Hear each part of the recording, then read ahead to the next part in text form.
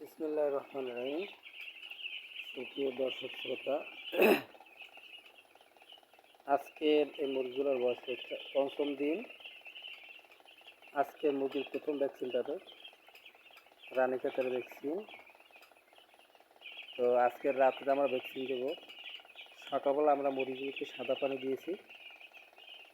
আজকের তাপমাত্রা অনেক বেশি, ৩৫ ডিগ্রি তাপমাত্রা।